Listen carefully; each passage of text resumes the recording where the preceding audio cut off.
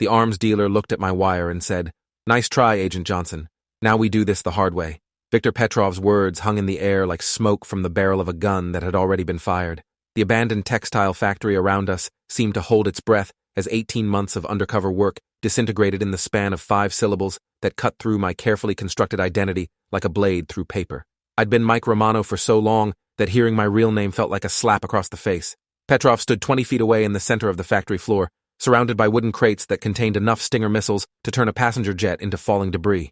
His thick Russian accent had vanished completely, replaced by the cold precision of someone who'd been playing a much longer game than I'd realized. The ISIS contacts flanking him weren't reaching for weapons yet, but their hands had moved closer to the assault rifles slung across their chests. My backup team was supposed to be positioned around the building's perimeter, ready to move in once I gave the signal, but the tiny microphone taped to my chest had just become a death warrant instead of evidence that would put Petrov away for life. I dove behind a concrete pillar as gunfire erupted across the abandoned factory floor. Muzzle flashes strobed like deadly lightning, while bullets chewed chunks of concrete from my cover. My backup team should have been breaching the building by now, but the silence outside told me everything I needed to know about how compromised this operation really was. "Agent Michael Johnson, ATF badge number 4429, Petrov shouted over the gunfire. "Did you really think we wouldn't figure it out? Your handler David Cross has been feeding us information for months." The words hit me harder than the bullets sparking off concrete inches from my head. Cross was my direct supervisor, the man who'd recruited me for this undercover assignment, who knew every detail of my cover identity and operational protocols. If he was working for Petrov, then my entire team was walking into a trap. I pulled out my service weapon and returned fire while checking my phone for backup. No signal. They were jamming communications, which meant this wasn't just a blown cover scenario. This was an execution planned by people who knew exactly how federal law enforcement operated. The factory had multiple exits, but Petrov's team was already moving to cut off escape routes with military precision that suggested serious training. These weren't just arms dealers and terrorists. They were professionals who'd been preparing for this confrontation since the day I'd first made contact with their organization. "Your backup isn't coming, Johnson," Petrov called out as his men advanced on my position. "Cross made sure they're all busy responding to a fake emergency across town. It's just you and us, and we have some questions about other ATF operations you might know about." I sprinted toward the factory's loading dock while bullets whined past my ears. The rusted metal door was locked, but I shot the mechanism apart and rolled outside just as an explosion shook the building behind me. They weren't trying to capture me alive anymore. They were trying to eliminate a federal agent who'd learned too much about their operation. The parking lot outside was empty except for my motorcycle and 3 black SUVs that hadn't been there when I'd arrived. Professional surveillance vehicles with tinted windows and no license plates. This entire meeting had been orchestrated to draw me into a kill zone where I'd disappear without leaving evidence. My bike started on the first try, and I gunned it toward the access road while automatic weapons fire erupted from the factory windows above. The SUVs were already moving to intercept my route, but I knew these industrial roads better than they did after months of surveillance work in this area. The chase through Baltimore's industrial district became a running gunfight at 60 miles per hour. The SUVs had professional drivers and unlimited ammunition, but motorcycles could go places that 4-wheeled vehicles couldn't follow. I cut through construction sites and abandoned lots while my phone finally picked up a signal. "Cross, this is Johnson. The operation is blown. Petrov made me and I'm taking heavy fire. Need immediate extraction and medical support." I waited for a response while weaving between concrete barriers that sparked with bullet impacts. "Johnson, where are you right now?" Cross's voice sounded strained, almost panicked. "Give me your exact location and I'll coordinate rescue." Something in his tone made me hesitate. Petrov had been too prepared, too informed about federal protocols. He'd known my real name, my badge number, details that should have been classified.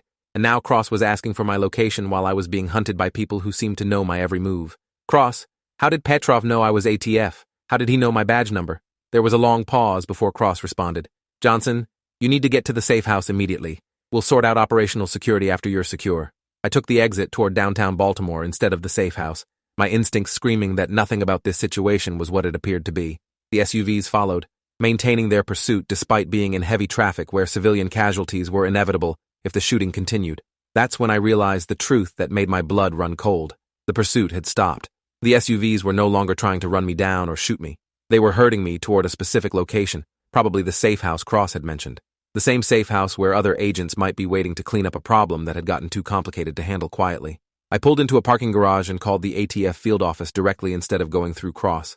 Special Agent Lisa Park answered on the second ring, and I could hear surprise in her voice when I identified myself. "Johnson, you're supposed to be in deep cover. What are you doing calling the office on an open line?" "Agent Park, I need you to run a trace on Special Agent David Cross immediately. Check his financial records, travel history, communication logs.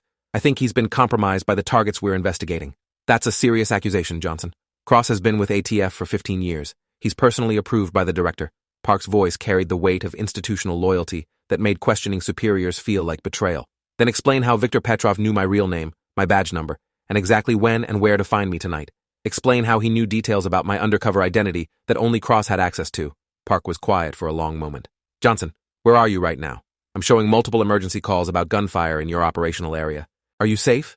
I gave her my location while watching the garage entrances for signs of pursuit. Agent Park, I need you to understand something. If Cross is working for Petrov, then this operation was designed to expose and eliminate ATF agents from the beginning. How many other undercover agents has Cross handled in the past year? I asked, though I was afraid of the answer. 5 that I know of. Why? Another pause, longer this time. Are they all still alive? 3 of them are listed as killed in action during their assignments. The other 2 are missing and presumed dead. The pattern was clear now. Cross had been using his position to identify and eliminate federal agents who posed threats to an arms-dealing operation. Petrov wasn't just selling weapons to terrorists. He was selling federal law enforcement protection to the highest bidder.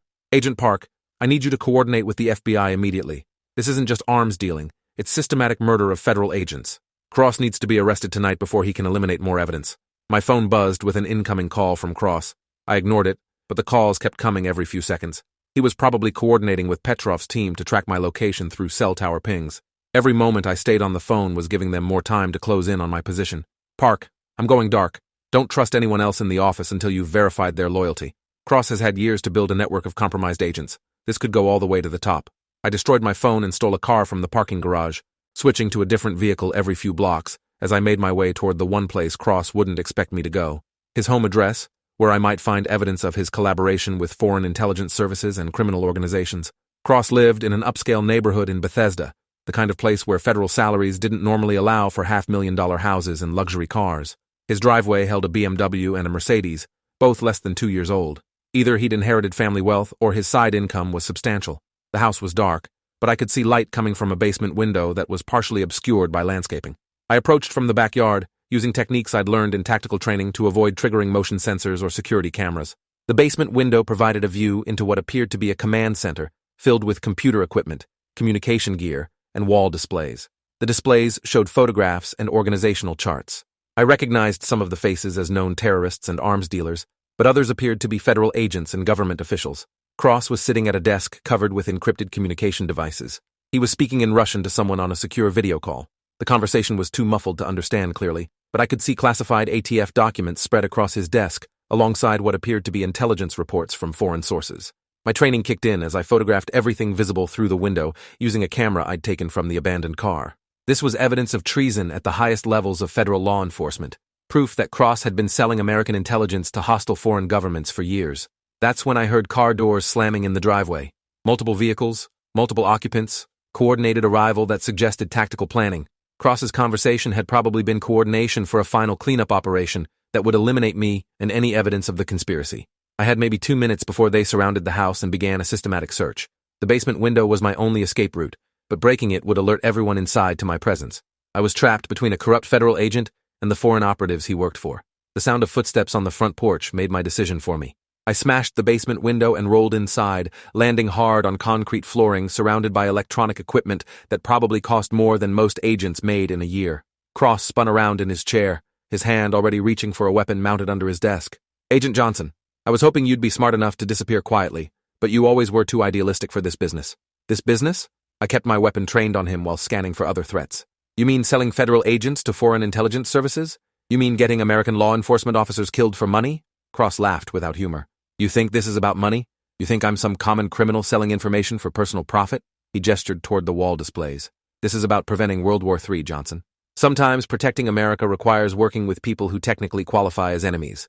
The footsteps upstairs were moving through the house in a search pattern that would bring them to the basement within minutes.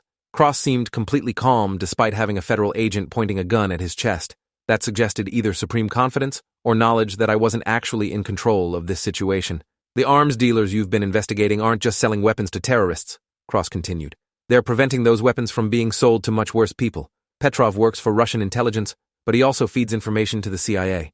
Information about weapons shipments to actual enemies of American interests. The dead federal agents? How does murdering American law enforcement prevent World War III?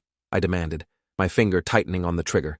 because some of those agents discovered aspects of joint intelligence operations that could have compromised years of work preventing nuclear weapons from reaching terrorist organizations. Their deaths were regrettable, but necessary sacrifices. The basement door opened, and 3 figures in tactical gear descended the stairs with weapons drawn. But instead of the foreign operatives I'd expected, they were wearing FBI tactical equipment and moving with the professional coordination of legitimate federal agents. "Agent Johnson, lower your weapon," the lead figure commanded. "We're FBI counterintelligence. You're in federal protective custody as of right now." I kept my gun trained on Cross while trying to process this new development. "How do I know you're actually FBI and not more of Cross's foreign contacts?" The lead agent removed his tactical helmet, revealing a face I recognized from federal law enforcement briefings. Special Agent Robert Kellerman, FBI Counterintelligence Division, one of the few federal agents whose loyalty was considered above question by everyone in the law enforcement community. But that didn't mean he wasn't part of whatever conspiracy had nearly gotten me killed tonight. "Agent Johnson, we've been investigating Special Agent Cross and his network for 8 months. Your undercover work provided crucial evidence, but we couldn't extract you without compromising ongoing operations against foreign intelligence services operating in American law enforcement." Cross was smiling now, his demeanor completely changed from threatening to almost friendly. "Agent Johnson, I need you to understand that everything you've experienced tonight was theater designed to expose and eliminate a much larger threat to national security." My head was spinning as I tried to reconcile contradictory information from people who all claimed to be protecting American interests. "What larger threat?" I managed to ask through gritted teeth. Special Agent Kellerman gestured toward the wall displays. "Viktor Petrov isn't just a Russian intelligence asset. He's been working for Chinese military intelligence for the past 5 years, feeding them information about American weapons systems and defense capabilities. The ISIS contacts you met tonight aren't real terrorists. They're Chinese operatives posing as Middle Eastern extremists." The implications were staggering. If Kellerman was telling the truth, then my entire undercover assignment had been designed not to catch arms dealers, but to expose Chinese spies. "Agent Cross has been feeding information to Petrov for months," Kellerman continued, "but it was disinformation designed to expose the full scope of Chinese intelligence operations in America. Your blown cover tonight was planned to force them to reveal their true capabilities and connections." I looked at Cross with new understanding, though my weapon remained trained on his chest. "You've been undercover too, working for FBI counterintelligence, not for Russian intelligence." "For 3 years," Cross confirmed, "long enough to identify and map an entire Chinese intelligence network operating through criminal organizations across the East Coast. Tonight's operation will result in the arrest of over 50 Chinese agents who thought they were eliminating an American federal agent." The sound of vehicles arriving outside confirmed that major law enforcement operations were underway. Through the basement window, I could see tactical teams surrounding multiple buildings in the neighborhood, coordinating arrests across what appeared to be an extensive area, but something still didn't feel right about the situation. If this was all planned, why wasn't I briefed? Why did I have to go through 18 months of believing I was hunting arms dealers when I was actually hunting foreign spies? Kellerman's expression grew serious.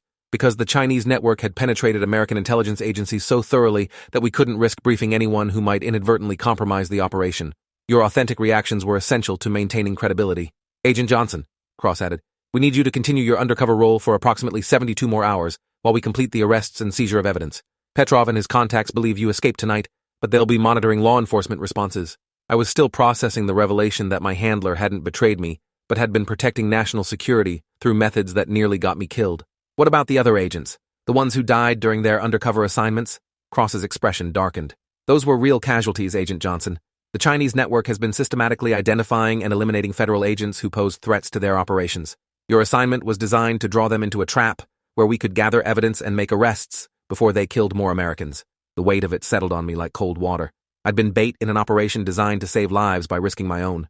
The fear, the confusion, the sense of betrayal I'd experienced tonight had all been necessary components of a counterintelligence operation that required absolute authenticity to succeed. But there was still something bothering me about the entire situation. If you've been planning this for months, why did Petrov seem so confident tonight? Why did he act like he was in control of the situation even after my cover was blown? Kellerman and Cross exchanged glances that suggested they weren't telling me everything. "Agent Johnson, there are aspects of this operation that remain classified above your clearance level. What's important is that you trust us for the next 72 hours while we complete the mission." 72 hours, I agreed, though every instinct I'd developed during 18 months of undercover work was telling me that something was fundamentally wrong with their story. "But I want full briefings on everything I need to know to stay alive while you complete this operation." Kellerman nodded. "Agent Cross will coordinate your safety while maintaining your cover. The Chinese network believes they've neutralized a threat tonight, but they'll be watching to see if American law enforcement responses indicate that their operation was compromised." Over the next 3 days, I watched from a safe distance as federal agents arrested Chinese intelligence officers across 6 states. The network had been larger and more sophisticated than anyone had suspected, with connections to defense contractors, technology companies, and government agencies that handled classified information. Viktor Petrov was arrested at a private airfield while attempting to leave the country with encrypted communication equipment and financial records that documented years of intelligence operations against American defense systems. The ISIS contacts from the factory turned out to be Chinese military officers. They'd been operating in America under false identities for over a decade. The scope of the conspiracy was staggering. Chinese intelligence services had been using criminal organizations as cover to gather intelligence about American weapons systems, defense capabilities, and law enforcement operations. But on the third day, I discovered something that made me question everything Kellerman and Cross had told me. While reviewing news coverage of the arrests, I noticed that several of the alleged Chinese operatives looked familiar from surveillance photos I'd taken during my undercover work. These weren't Chinese spies. They were arms dealers and terrorists I'd been investigating for months, real criminals who had been selling real weapons to real terrorist organizations. The story about Chinese intelligence operations was elaborate cover for something else entirely. I confronted Cross at our scheduled meeting location, a diner in downtown Baltimore where we were supposed to coordinate my final debriefing. The people being arrested aren't Chinese spies. They're the actual arms dealers I was investigating. What's really going on here? Cross's friendly demeanor evaporated immediately. Agent Johnson, you need to stop asking questions and start following orders. The operation is classified at levels that don't require your understanding or approval. Understanding like the fact that you've been protecting an arms-dealing network while sacrificing federal agents who got too close to the truth? Understanding like the fact that this entire operation was designed to eliminate witnesses and evidence? Cross reached inside his jacket, but I was faster. My service weapon was already in my hand, trained on his chest across the diner table. Agent Johnson, you're making a serious mistake. Stand down immediately. The only mistake I made was trusting you for 18 months while you got my colleagues killed. Several other customers in the diner were beginning to notice the tension, but I kept my focus on Cross. You're not FBI counterintelligence. You're not protecting national security. You're protecting a criminal organization that's been selling weapons to terrorists while using federal law enforcement as cover. Cross smiled without warmth. You're partially correct, Agent Johnson, but you still don't understand the scope of what you've stumbled into. The arms dealing operation is real, but it's not what you think it is. We've been supplying controlled weapons to terrorist organizations so we can track their activities and prevent major attacks on American soil. Every weapon Petrov sold came with embedded tracking devices and remote deactivation capabilities. The ISIS operatives you met weren't planning attacks. They were providing intelligence about other terrorist organizations that we couldn't penetrate through conventional means. Your investigation threatened to expose a counterterrorism operation that has prevented dozens of attacks over the past 5 years. I kept my weapon trained on him while processing this new information. And the dead federal agents? How do they fit into your counterterrorism operation? Collateral damage, Cross replied without emotion. Some agents discovered aspects of the operation and couldn't be trusted to maintain operational security. Others were eliminated by the terrorist organizations they were investigating, exactly as expected. You sacrificed American law enforcement officers to protect an illegal weapons operation disguised as counterterrorism. The words tasted like poison in my mouth. Cross shrugged. 5 agents died to prevent thousands of civilian casualties. The mathematics of national security aren't always morally comfortable, but they're necessary for protecting American lives. That's when I realized the full scope of what I was dealing with. Cross wasn't protecting a criminal organization or a foreign intelligence operation. He was running a rogue counterterrorism program that operated outside federal oversight, using illegal methods to gather intelligence and prevent attacks. The program probably had connections throughout federal law enforcement and intelligence agencies, people who believed they were protecting America through methods that their own government wouldn't officially approve, people who were willing to sacrifice fellow agents to maintain operational security. Agent Johnson, Cross continued, you have 2 choices. Join the program and help us prevent terrorist attacks through methods that bureaucrats in Washington don't have the courage to authorize, or continue asking questions and become another casualty of the war on terror. I thought about the 18 months I'd spent believing I was serving justice and protecting innocent people.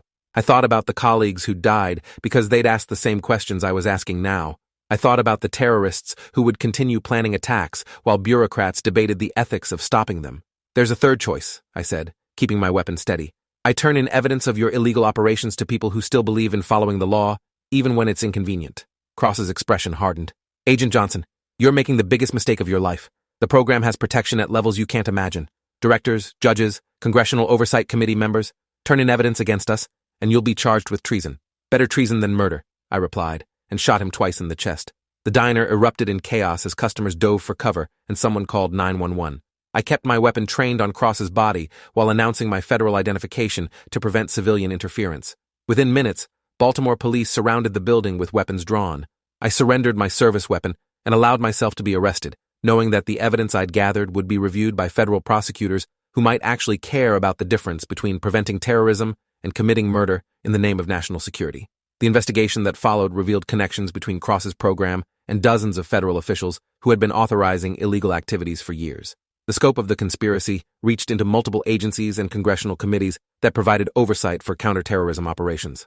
Viktor Petrov was ultimately convicted of arms trafficking and terrorism, but his sentence was reduced in exchange for testimony about the federal agents who had been protecting his operations. The program Cross had been running was officially dismantled, though I suspected similar operations continued under different names and authorization structures. I received official commendation for exposing corruption in federal law enforcement, but I also received unofficial warnings that my career prospects would be limited by people who believed I had undermined important counterterrorism work. Sometimes doing the right thing meant accepting consequences that lasted longer than the satisfaction of serving justice. 6 months later, I received a letter from Viktor Petrov, who was serving a life sentence in federal prison. The letter contained a single sentence that still haunts my sleep. Agent Johnson, you never did figure out who your real father was.